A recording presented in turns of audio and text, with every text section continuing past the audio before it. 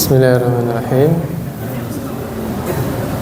Assalamualaikum warahmatullahi wabarakatuh.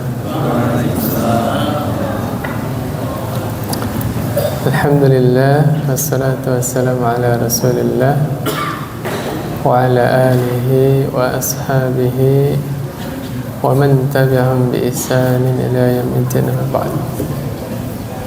Alhamdulillah, pada pagi hari ini kita masuk malam yang sudah pagi ya, puasa yang ke-23 ya. Mudah-mudahan Allah Subhanahu wa taala menerima amal-amal kita ya.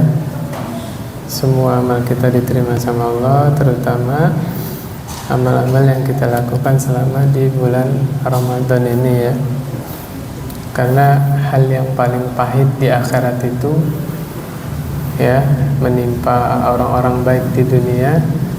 Ketika di dunia banyak beramal, capek, ternyata di akhirat malah tidak diterima amalnya ya. Na'udzubillah.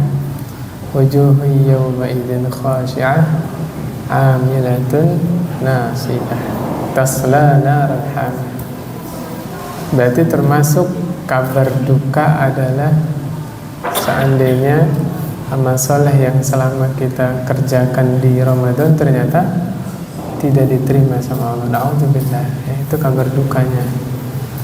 Makanya kita pelajari nih, minimal indikasi lah, indikasi kalau amal soleh kita diterima itu bagaimana kan kita ya.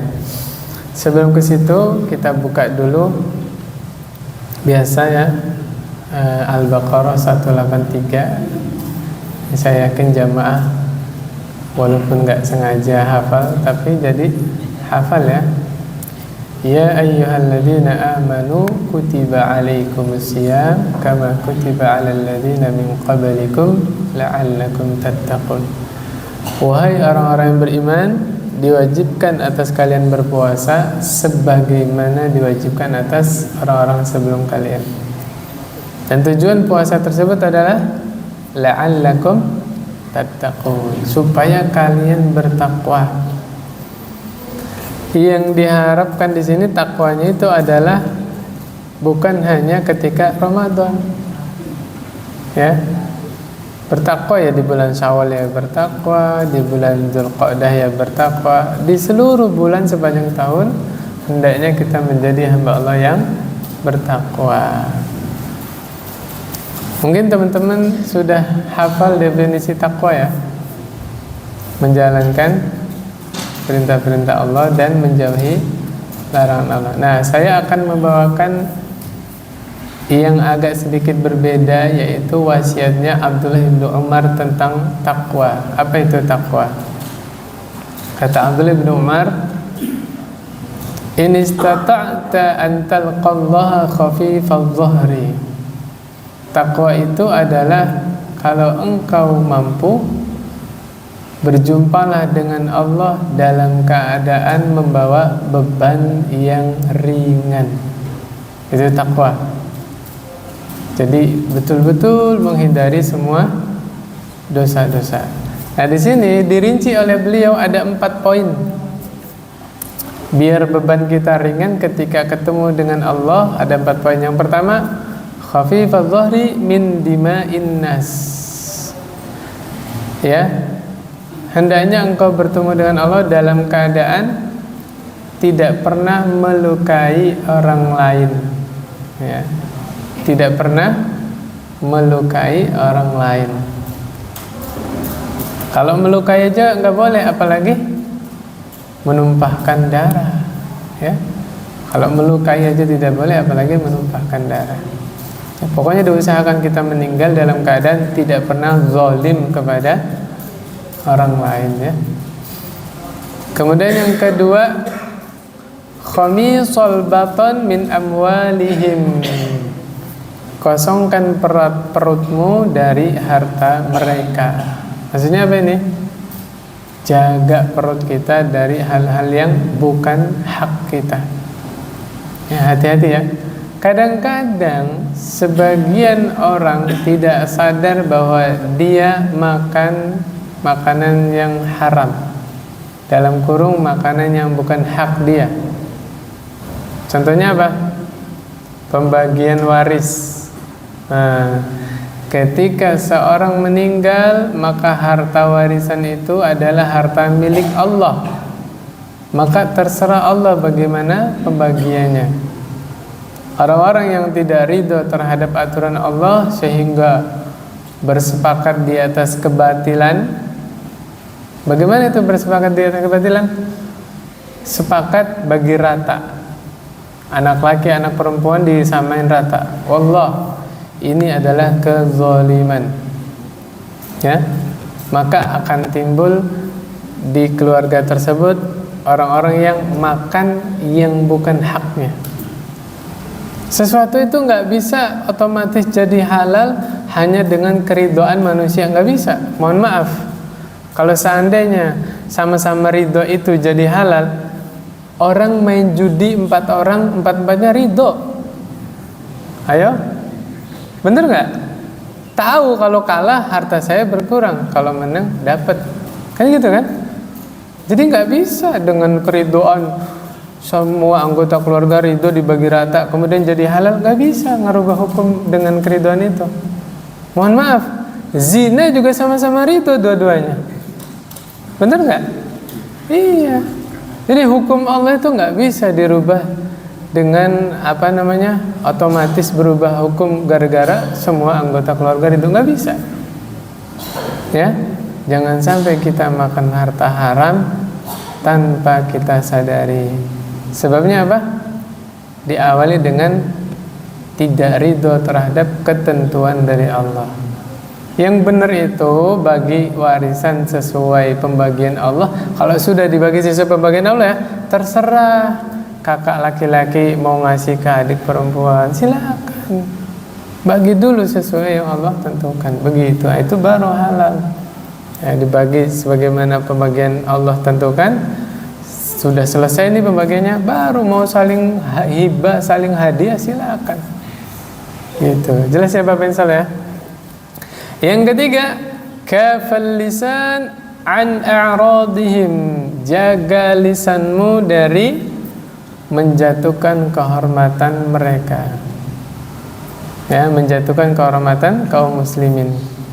Saya sering menyampaikan materi ini, Pak. Tanpa disadari seseorang yang menghindari zina, tapi dia malah melakukan dosa yang lebih besar daripada zina.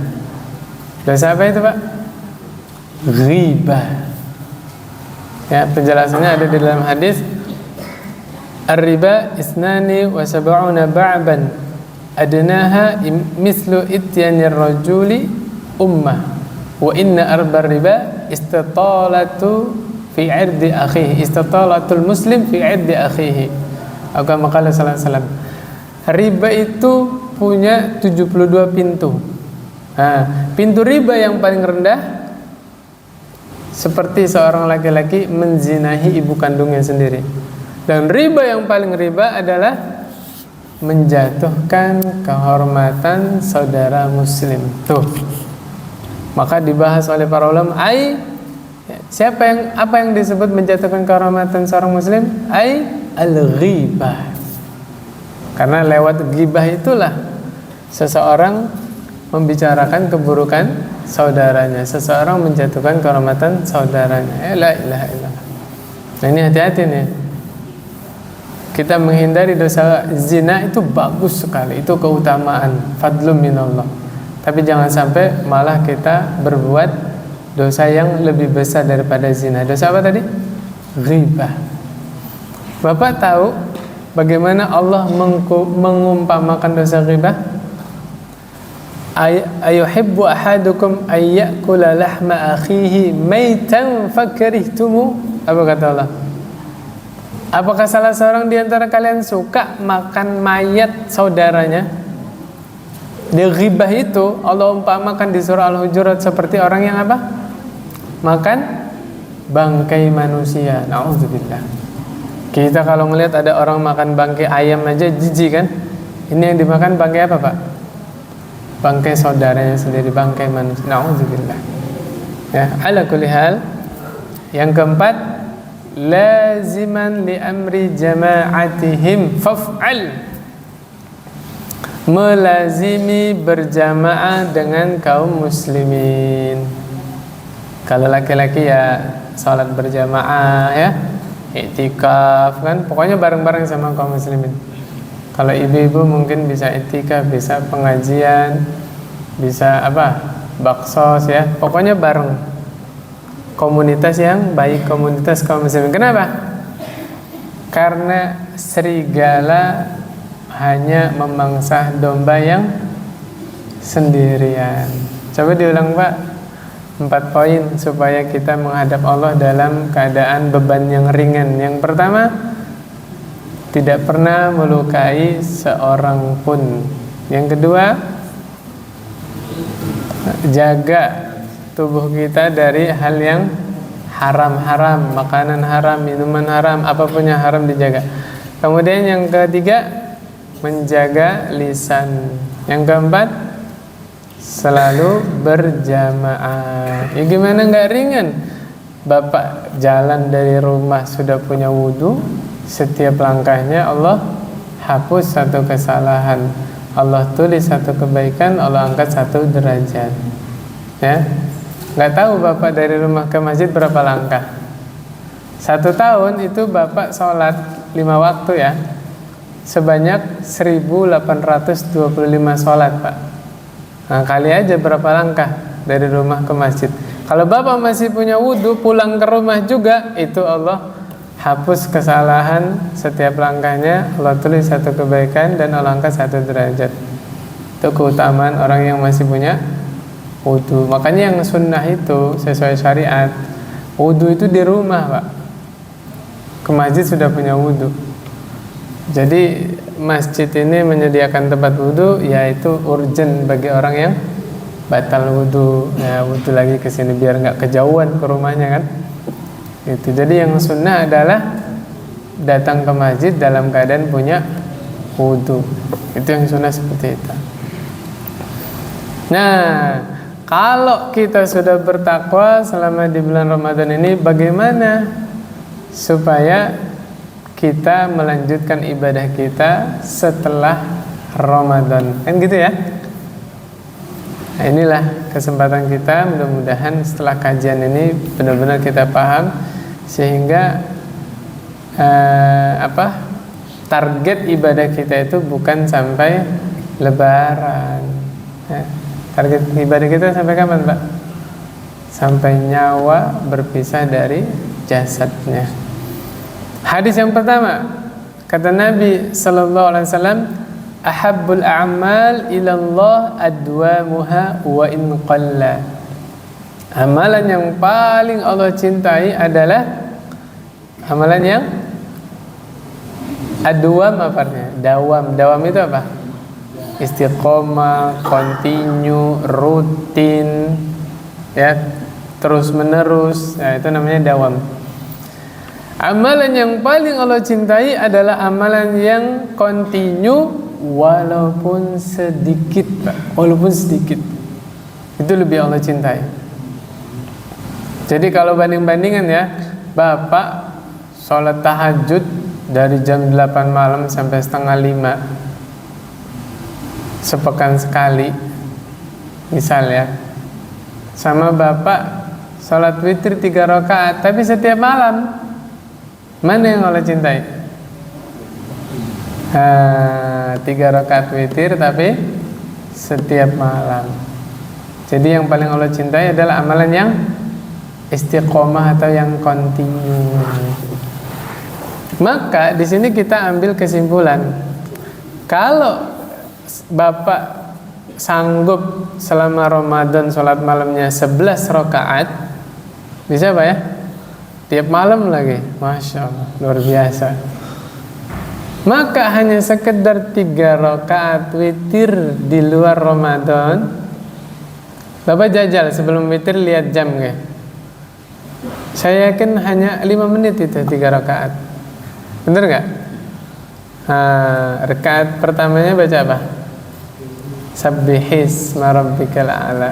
Rakaat keduanya Qul ya ayyuhal kafirun. Rakaat ketiganya Qul huwallahu ahad. Nah, jajal lihat. Mungkin sebagian kita ada yang nggak nyampe 5 menit udah salam, ya kan? Tapi subhanallah Pak, adegan witir 3 rakaat 5 menit setiap malam itu hanya bisa dilakukan oleh ahli profesional. Yang amatiran nggak akan bisa. Nggak percaya? Jajal. Amatiran nggak laku di situ. Hanya ahli, ya aktor yang profesional baru bisa mengerjakan 5 menit 3 rakaat witir, tapi setiap malam. Kasih challenge Pak. Coba saya challenge diri saya, ya masing-masing nih ya. Bisa nggak selepas Ramadan 3 witir itu saya jaga sampai ketemu Ramadan lagi. Nanti ketemu Ramadan baru Bapak nangis boleh silakan. Haru, ya. Harunya bukan karena kita hebat, karena Allah kasih taufik kepada kita, ya, hidayah, ya subhanallah. Nanti kita spill gimana biar Allah mudahkan amal soleh kita, ya. Jelas Pak ya?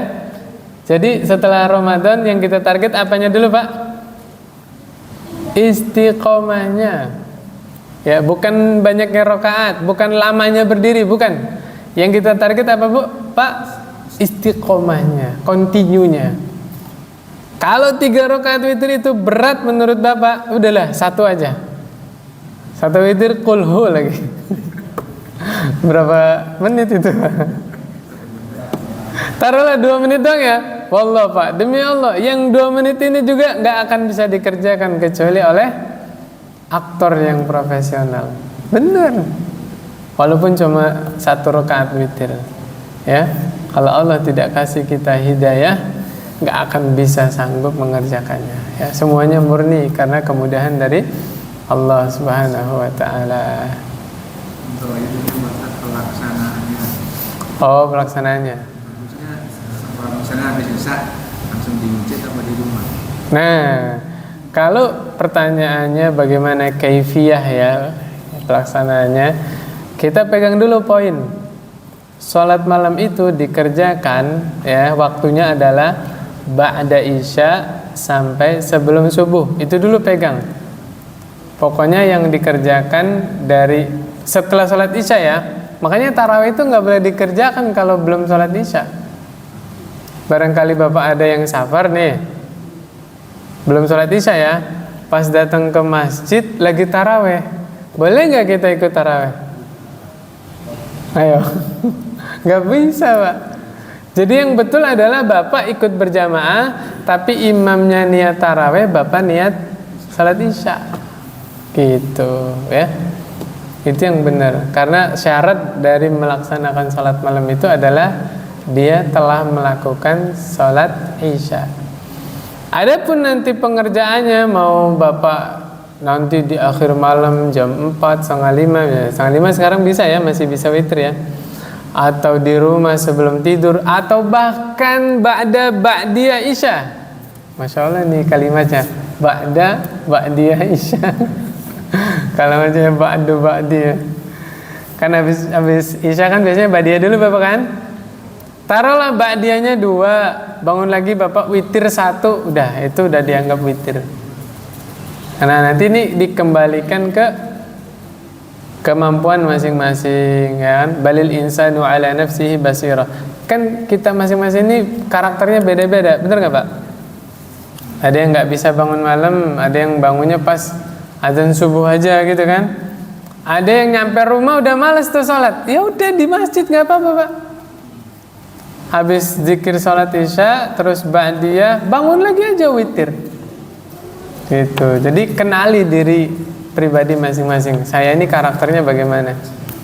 Tapi ada yang kuat pembawaannya, walaupun di rumah kayak gimana keadaannya, dia tetap sholat. Nah, yang itu silakan.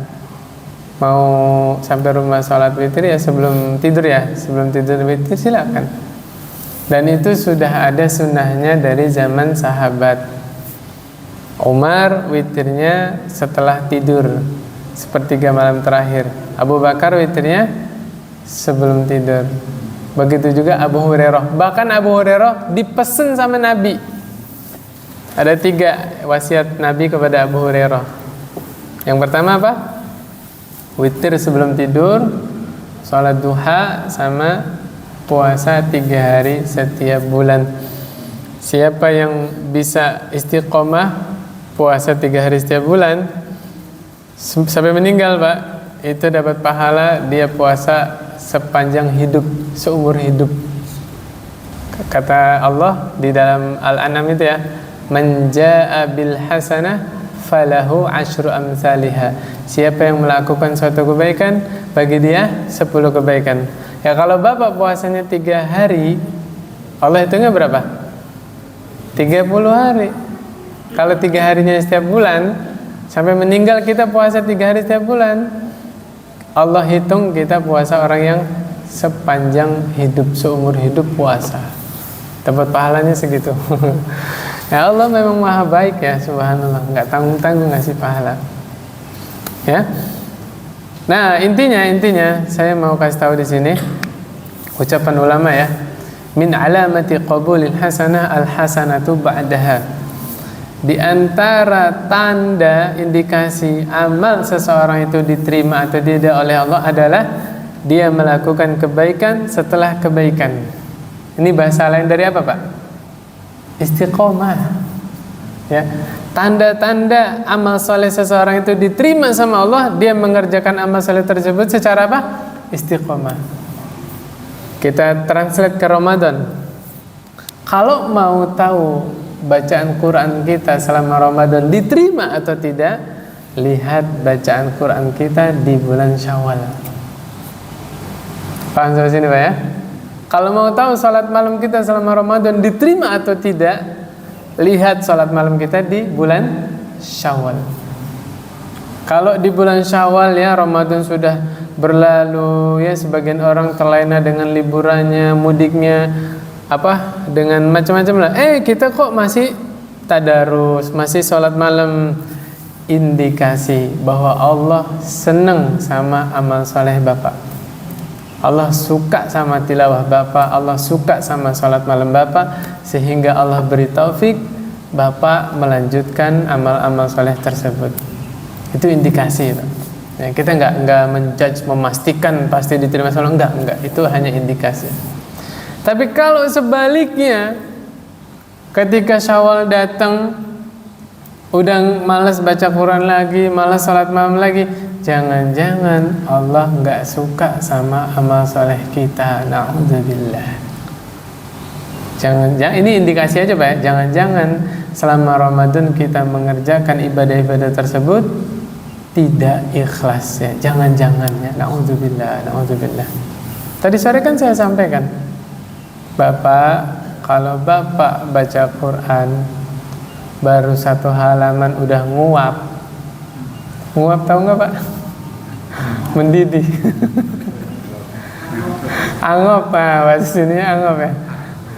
Kok 1 halaman aja sudah sepet mata, subhanallah. Giliran megang apa? Syaitan gepeng, seger matanya. Jangan-jangan Allah nggak suka berinteraksi dengan kita. Na'udzubillah. Begitu juga dengan sholat.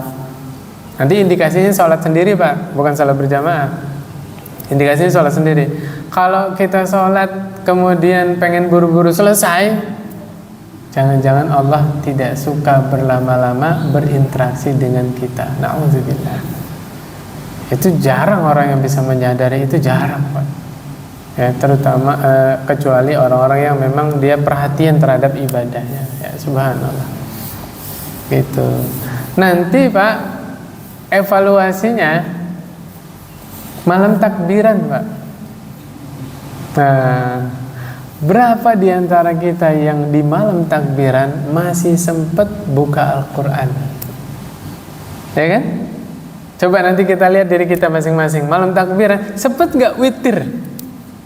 Walaupun 3 rakaat atau 1 rakaat. Nah itu kita lihat masing-masing. Siapa diri kita? Bagaimana aslinya diri kita? Kalau di masjid sholatnya gagah 11 rakaat, ya ramean. Coba kalau di kamar sendirian. Nah, itulah gambaran aslinya kita. Sebenarnya mirisnya begini, Pak. Selemah itukah iman kita? Ramadan berlalu baru berapa jam? Belum ada 1 hari, Pak. Terus kita ingin berbalik ke belakang. Subhanallah. Kan saking kuatnya syaitan dilepas itu, Pak, malam takbiran. Bener gak, Pak? Kan 1 bulan diikat kan syaitannya. Ketika bergema Allahu Akbar, Allahu Akbar, nah, itu syaitan dilepas, Pak. Itulah nanti beberapa orang kena perangkapnya syaitan. Ya, ada yang euforia, gembira, wah bebas, sudah selesai Ramadan gitu kan.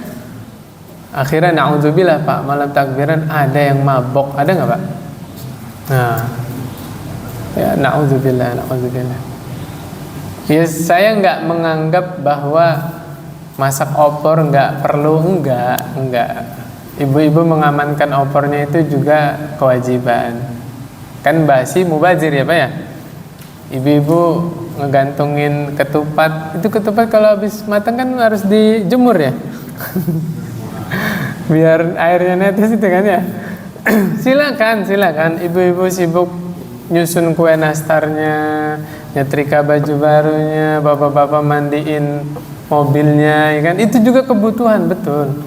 Tapi tadi saya bilang, sesibuk itukah kita sampai 5 menit witir 3 rakaat nggak sempet? Masya Allah, lebih sibuk dari Rasulullah kita ya. Ya Allah Akbar, la ilaha illallah. Saya sering sampaikan di sini loh, Nabi itu lebih tinggi dari presiden jabatannya. Ya, khalifah itu pemimpin kaum muslimin seluruh dunia, Pak. Kalau presiden kan 1 negara doang. Nabi itu memimpin kaum muslimin seluruh dunia. Nabi juga panglima perang. Nabi istrinya 9. Nabi juga megang Baitul Mal. Kalau sekarang apa? Bendahara negara lah itu. Tapi lihat salat malamnya Nabi kayak apa? Nabi baca Al-Baqarah 286 habis, Pak. Selesai Al-Baqarah lanjut An-Nisa 176 ayat. Lanjut lagi Ali Imran 200 ayat. Itu digabung 5 juz. Itu baru rakaat pertama, Pak. Nah, inilah alasannya kita nggak jadi sahabat, Pak. Nggak sanggup ngikutin salat malamnya Nabi, nggak akan sanggup, ya. Nah, seperti itu. Kemudian kita lebih sibuk daripada Nabi, sampai 3 rakaat juga nggak sempat. Masya Allah, luar biasa. Ya, ala kulli hal, nanti kita bisa lihat diri kita masing-masing, ya. Bagaimana kita melakukan ibadah-ibadah kita di bulan Syawal. Kemudian ada perumpamaan yang sangat indah di surah An-Nahl ayat 92. Ini kalau saya lihat ya, relate banget sama Ramadan. Ungkapannya begini, Pak. Wala takunu kallati naqadat ghazlaha min ba'di quwwatin ankatha. Kata Allah Subhanahu wa taala, dan janganlah kalian menjadi seperti wanita yang setelah menenun benang itu ditenun jadi kain terus dibongkar lagi. Allah pesan jangan. Apa kaitannya dengan Ramadan?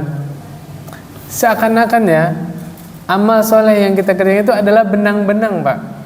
Sebelum Ramadan nggak tahu sedekahnya di mana, sholat malamnya kemana, tadarusnya juga di mana, nggak tahu. Puasanya, bahkan sabar, syukur, ridho, qanaah, amanah, jujur, nggak tahu kemana. Tapi ketika datang Ramadan, seluruh rangkaian ibadah itu berkumpul dalam satu individu mukmin atau mukminah. Betul nggak? Ya Bapak puasa, ya Bapak salat malam, ya Bapak juga yang sedekah, ya Bapak yang sabar, syukur, qanaah, amanah, jujur. Benar nggak? Jadi seakan-akan benang-benang tadi itu Bapak satukan, Bapak tenun. Akhir Ramadan, Bapak sudah punya kain yang sangat kuat yang bisa menutupi seluruh aurat Bapak. Nanti dikembalikanlah, mau dibongkar lagi, balik lagi sebelum Ramadan, atau mau dipakai kain itu untuk menutup tubuh kita sampai 11 bulan ke depan. Nyambung Pak ya? Seperti itu perumpamaannya. Silakan. Mau dilanjutkan amal solehnya atau balik lagi sebagaimana sebelum Ramadan. Saya ingatkan di sini ada hadis Nabi, innamal a'malu bil khawatim. Jadi target kita beramal itu bukan akhir Ramadan ya, tapi akhir hayat kita. Tapi hadis ini kalau kita tarik ke Ramadan, kabar gembira. Wahai hamba-hamba Allah yang 22 hari ke belakang masih leha-leha, masih belum maksimal ibadahnya kepada Allah, ini kabar gembira. Kata Allah, kata Nabi, innamal a'malu bil khawatim. Amalan itu tergantung pada penutupnya. Jadi kalau Ramadan ini kita tutup nih, 1 pekan ke depan kita serius, masih ada harapan kita dapat nilai tinggi di sisi Allah. Ya, masih ada harapan. Ini obatnya di akhir ini nih. Karena yang jadi pertimbangan adalah ujungnya Ramadan. Jelas saya maksud saya? Ayo, jangan putus asa. Ramadan belum berlalu, 1 pekan lagi kita manfaatkan totalitas, masih ada harapan kita dapat nilai tertinggi di sisi Allah.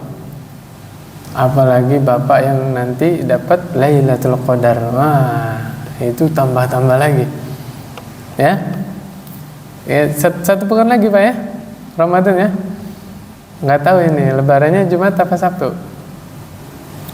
Udah bisa diru'yatul hilal belum dari hari ini? Belum ya? Nanti ya.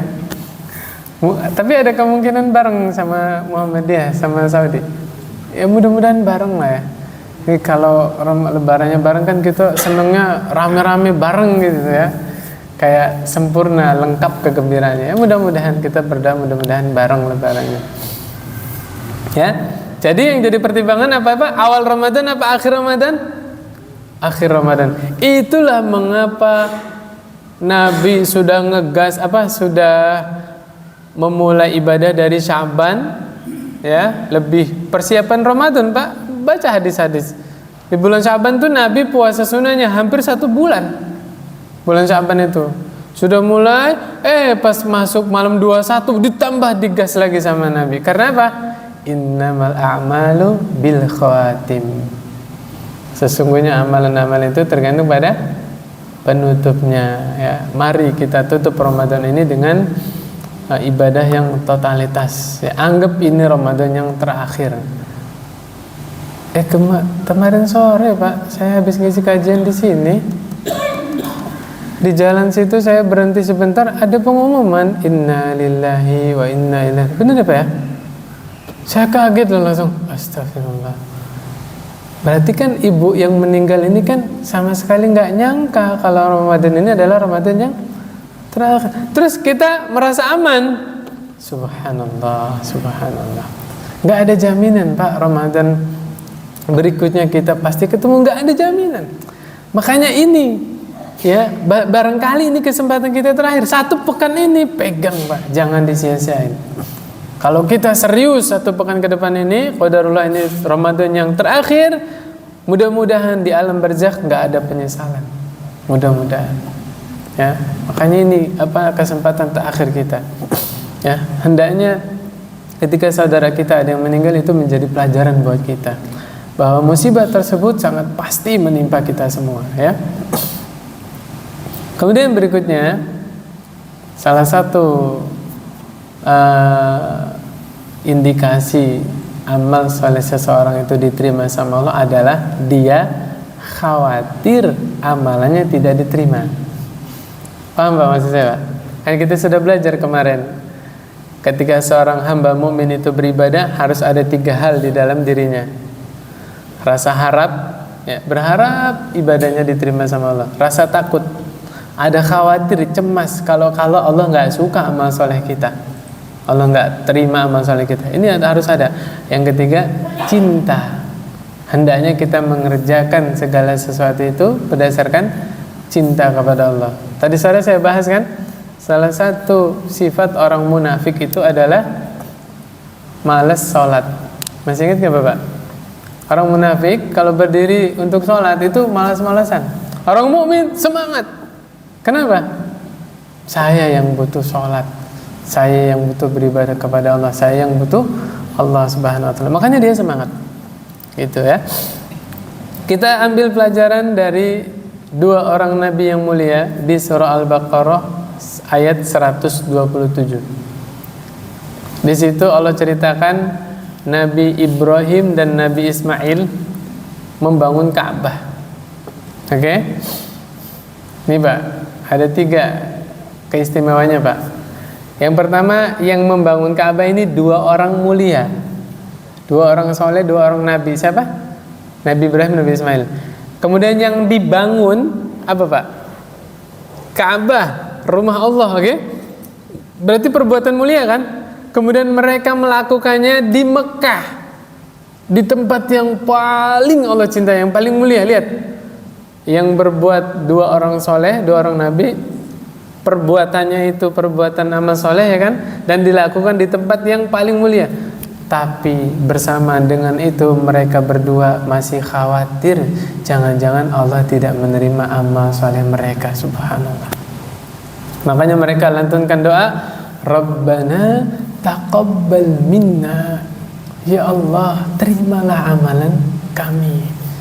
Karena tadi di awal ya, pembukaan tadi saya bilang, termasuk kabar yang paling duka, kabar buruk untuk seseorang adalah ketika amal dia tidak diterima sama Allah. Na'udzubillah. Na'udzubillah. Makanya termasuk indikasi amal soleh seseorang diterima itu adalah dia ada kekhawatiran. Jangan-jangan amal solehnya tidak diterima sama Allah ya. Yang berikutnya, mungkin ini yang terakhir. Ini poin 1 loh Pak. Ada 3 poin. Poin yang pertama itu melanjutkan amal soleh setelah Ramadan. Poin yang kedua Pak, cari komunitas yang baik, karena teman itu mempengaruhi. Poin yang ketiga nanti taubat. Saya rasa nggak cukup waktunya. Ya mungkin nanti setelah Ramadan ada kajian, bisa kita lanjutkan lagi insyaallah kajiannya ya.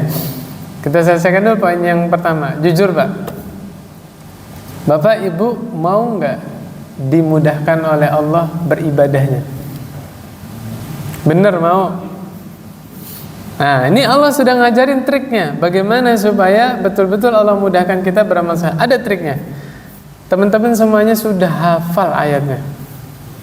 Al-Lail ayat 5, ayat 6, ayat 7.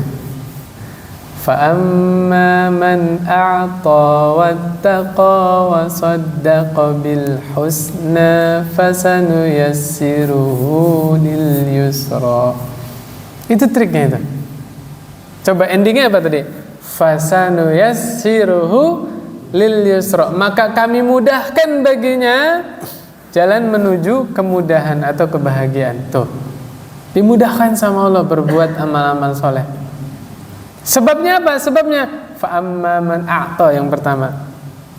Maka barang siapa yang memberi. Berarti kalau kita nggak mau sulit amal ibadahnya, apa Pak syaratnya? Jangan pelit. Orang yang pelit susah ibadahnya. Tapi kalau dia care, royal, pokoknya bagaimana saya bermanfaat untuk orang lain, ya, memberikan nggak mesti harta, bisa menyumbangkan pikiran, bener nggak?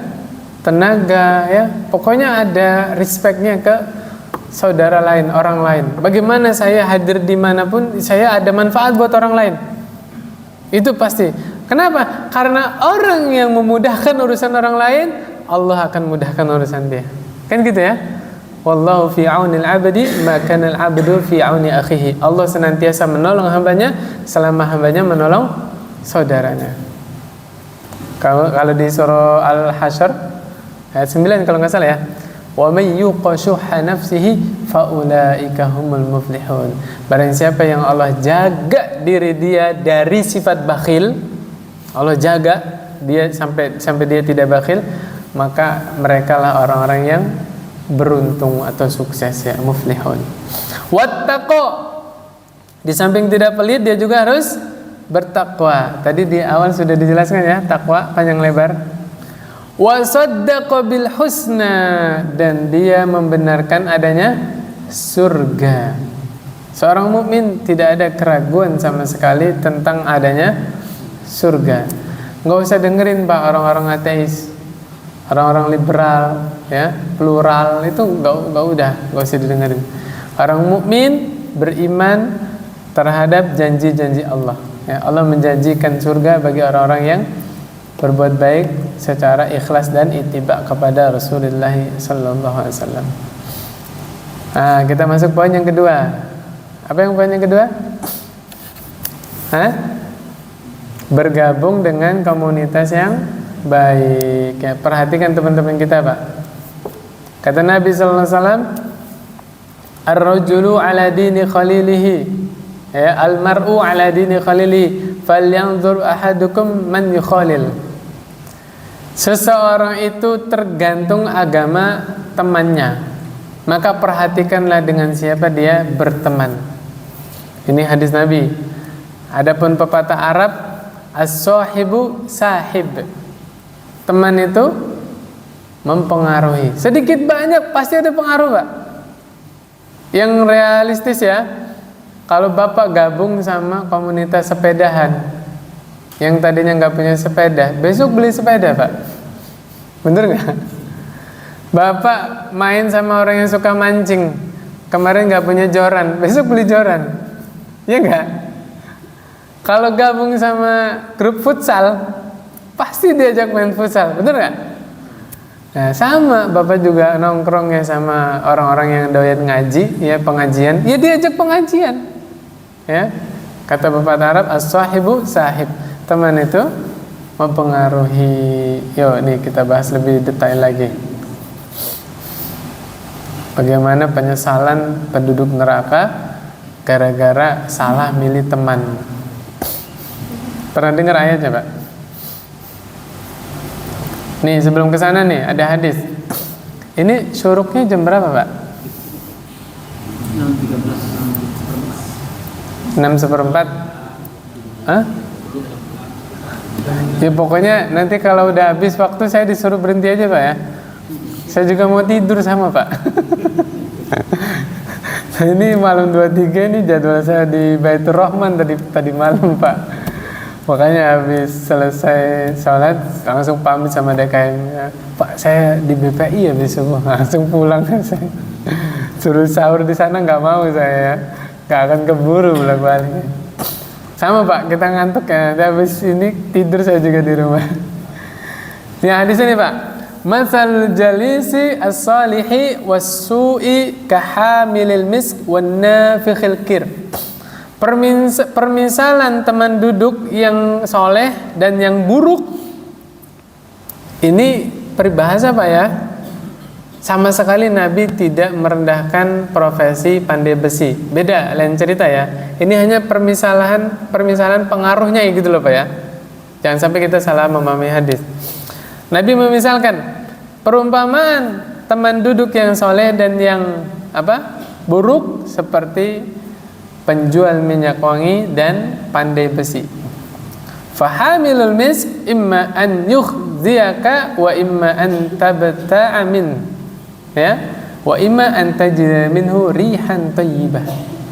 Kalau kita berteman dengan penjual minyak wangi, imma kita dikasih minyak wanginya. Kadang-kadang kan suruh nyicip ya. Pakai Pak. Nah, tuh. Atau kita beli. Bener gak? Nah, karena udah pakai cocok wanginya pasti beli gitu kan. Atau minimal kalau nggak dikasih, kalau kita nggak beli, minimal apa? Kita nyium bau wangi. Karena memang salah satu kenikmatan itu menghirup aroma yang wangi, bener gak?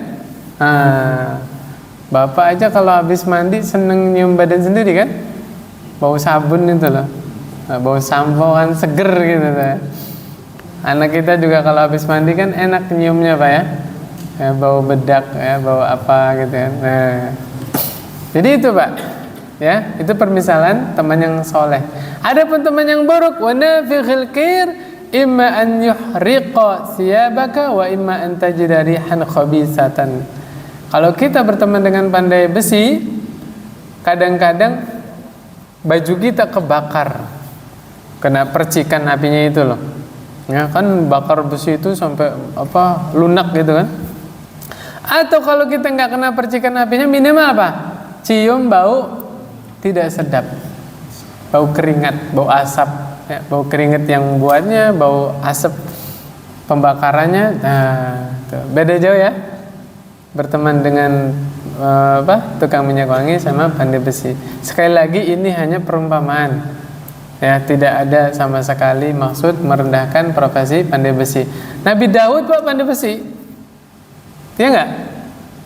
Ini luar biasa Pak. Setelah kita analisa ya, bukankah Nabi Daud itu seorang raja, ya enggak? Seorang nabi. Tapi lihat betapa mulianya hati beliau, ya, rendah hati. Beliau tidak ingin memeras rakyatnya. Ya, walaupun beliau seorang raja, beliau tetap cari nafkah dari apa? Hasil tangan sendiri. Masya Allah. Lihat Nabi Daud alaihissalam. Ya, terkenal ya Nabi Daud pandai besi. Ya, jualan baju besi, tameng, senjata, subhanallah. Saya jadi keinget Abu Bakar. Abu Bakar As-Siddiq itu baru diangkat jadi khalifah, besoknya pergi ke pasar. Ditegur sama Umar. Mau kemana kamu Abu Bakar? Ya saya ke pasar, saya punya keluarga, saya harus nafkahi keluarga saya kan gitu kan. Pikir Umar kalau Abu Bakar ke pasar lagi, siapa yang ngurusin Umar kan? Enggak, udah, nanti gaji kamu kita ambil dari Baitul Mal. Oke? Terpaksa Abu Bakar tidak cari nafkah itu terpaksa, karena ada urusan yang lebih urgent, ngurusi umat. Tahu Pak apa endingnya? 2 tahun Abu Bakar menjabat jadi khalifah ya, digaji dari Baitul Mal kan. Menjelang wafat beliau pesan, wahai Umar, di sebelah sana itu ada tanah punya saya, ya, ambil atau jual, hasilnya masukkan ke Baitul Mal sebagai ganti gaji saya selama 2 tahun. Allahu Akbar. Itu murni Abu Bakar tidak digaji ketika menjabat jadi khalifah. Ini kalau ada presiden model begini, nggak usah 3 periode, seumur hidup, nggak apa-apa. Jadi presiden seumur hidup juga kita ridho ya, subhanallah. Pertanyaan masih ada apa nggak yang model begini? Ada nggak Pak? Ya, subhanallah ya. Kemudian berikutnya, manfaat berteman dengan orang baik ya. Mudarat berteman dengan orang jelek. Nih, di surah Al-Furqan ayat 27 sampai 29, Pak. Ini penyesalan orang-orang yang dulu ketika di dunia salah memilih teman. Apa kata Allah? Wa yawma ya'addu adh-dhalimu 'ala yadayhi yaqulu ya laitani ittakhadhtu ma'ar rasuli sabila. Orang-orang zalim menggigit kedua tangannya, jari-jarinya digigit sambil dia bilang, ya laitani ittakhadhtu ma'ar rasuli sabila. Seandainya dulu waktu di dunia aku mengambil jalan bersama Rasul. Kalau mau diterjemahin ke sekarang ya, coba dulu saya ikut kajian-kajian sunnah. Karena nabinya sudah meninggal kan? Yang masih hidup apanya? Sunnahnya kan, ajarannya kan. Nah itu. Ya wailata laitani lam attakhidh fulanan khalila. Ya Allah, duhai celakanya, seandainya saya enggak berteman sama si fulan waktu di dunia. Gara-gara saya temenan sama fulan, saya enggak kenal kajian. Ya kan? Tapi kalau udah nyeselnya di akhirat, gak ada obat Pak, gak ada. Ini Allah sayang sama kita, Allah kabarkan duluan di sini sebelum semua itu terjadi. Ya, laqad adallani 'ani dzikri ba'da iz ja'ani. Itu teman-temanku dulu itu di dunia telah menyesatkanku, telah memalingkanku dari zikir, ya, dari mengingat Allah. Saya tanya Pak, ada nggak teman yang justru nyeret kita supaya kita nggak sholat?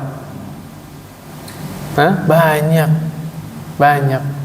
Yang perempuan diajakin sama temennya supaya nggak pakai jilbab, bener nggak? Banyak.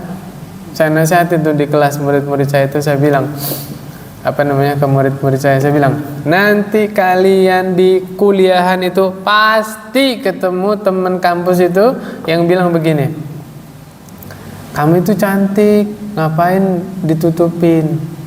Gak usah pakai jilbab, kulit kamu bagus, rambut kamu bagus. Nah tuh, syaitan itu Pak. Nih Allah yang bilang, wa kana syaitanu lil insani khazula tuh. Ya, Allah yang bilang itu syaitan ya. Nah itu dinasihatin anak-anak bapak, mungkin ada anak perempuan ya, akan ada teman-teman yang kayak gitu, supaya jangan dilayani. Provokasinya luar biasa loh.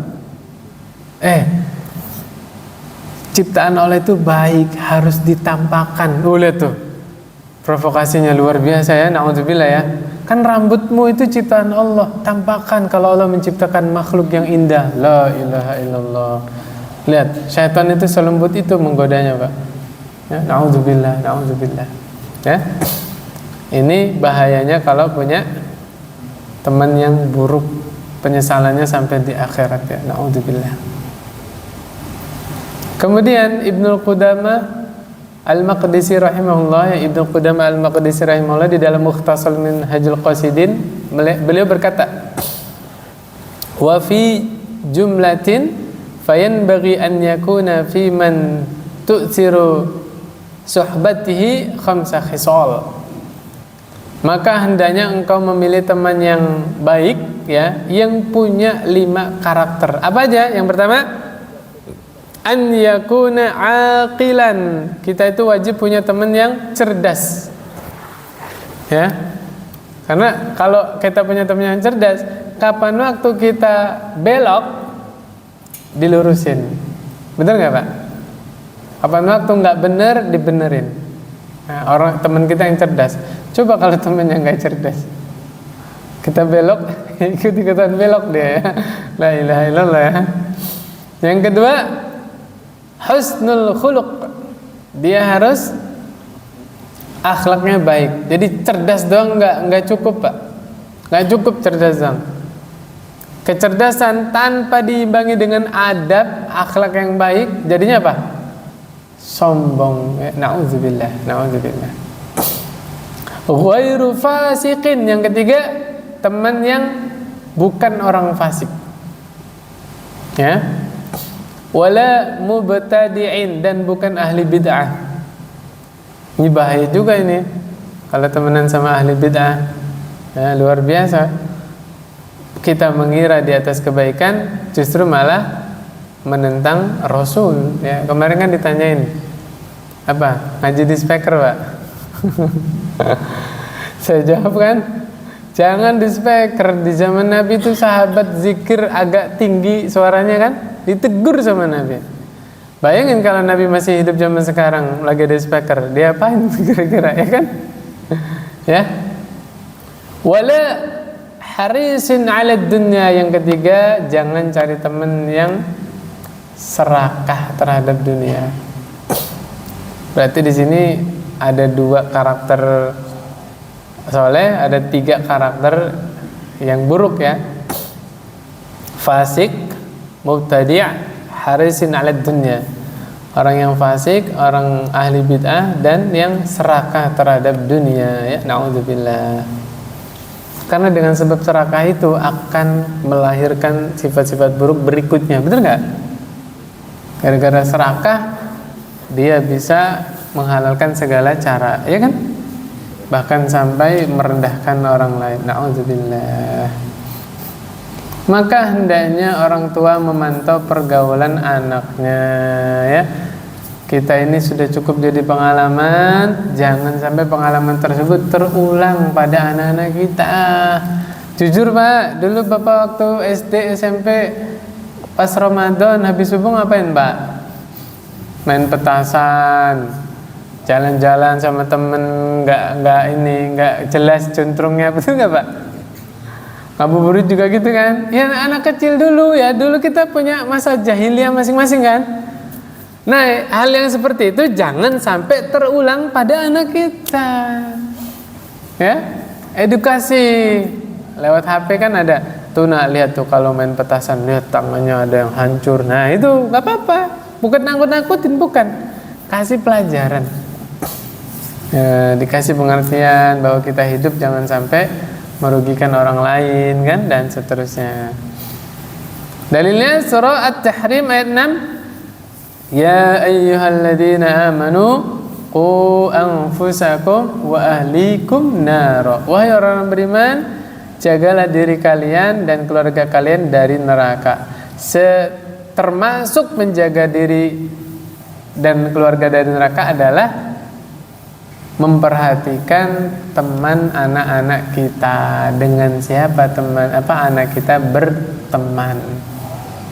Karena tadi sudah dibahas panjang lebar, teman itu sangat besar pengaruhnya, ya kan? Maka perhatikan dengan siapa anak kita berteman. Ini kayaknya cukup deh ngebahas tentang taubat. Yang ketiga, Pak, kalau kita mau istiqomah setelah Ramadan, masih Allah berikan kemudahan beribadah ya. Yang ketiga adalah taubat ya, istighfar.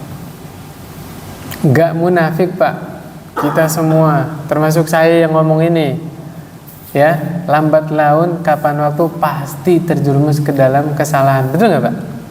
Gak ada manusia yang sempurna, gak ada, Pak. Ya, makanya banyak dalil-dalil ya, kata Nabi SAW, wa atbi'is sayyi'atal hasanata tamhuha, dan ikutilah keburukan yang engkau lakukan dengan apa? Kebaikan. Jadi maksudnya begini, Pak, syariat menganjurkan kapan waktu ada di antara kita yang berbuat buruk, cepat-cepat segera berbuat baik. Mudah-mudahan kebaikan itu bisa menghapuskan kesalahan. Banyak sekali amal soleh yang bisa melakukan dosa-dosa kita. Wudu, Nabi jelaskan, ternyata seseorang ketika wudu itu Allah sedang menggugurkan dosa-dosa kita bersamaan berjatuhannya air wudu. Subhanallah. Kita basuh wajah, Allah ampuni dosa-dosa mata. Ya, kumur-kumur Allah hapuskan dosa-dosa lisan. Kita cuci tangan, Allah hapuskan dosa-dosa yang dikerjakan oleh tangan, dan seterusnya. Begitu juga tadi saya jelaskan, orang yang punya wudu datang ke masjid, itu setiap langkah Allah hapuskan satu kesalahan, dan seterusnya. Banyak amalan-amalan yang menjadi sebab dosa-dosa kita diampuni. Wa atbi sayyi'atal hasanata tamhuha. Ikutilah keburukan yang engkau kerjakan dengan apa? Kebaikan. Mudah-mudahan kebaikan tadi menghapuskan keburukan tadi. Adapun di dalam hadis yang lain, innallaha azza wa jalla yabsutu yadahu bil-laili liyatuba musii'un nahar. Nabi menjelaskan, sesungguhnya ya sallallahu alaihi wasallam, Allah Subhanahu wa taala, Allah Azza wa Jalla membentangkan tangannya yang mulia sesuai kemuliaan zat Allah setiap malam. Ngapain? Untuk menerima taubat yang tadi siang berbuat dosa. Wa yabsutu yadahu bin-nahari liyatuba musii'ul lail. Begitu juga di siang hari, setiap siang Allah bentangkan tangannya yang mulia untuk menerima taubat orang-orang yang tadi malam berbuat dosa. Dan itu Allah berikan kesempatan taubat untuk hamba-hambanya hatta tatlu asy-syamsu min maghribiha, sampai matahari terbit dari barat. Ya, nggak ada alasan nggak bertobat, Pak.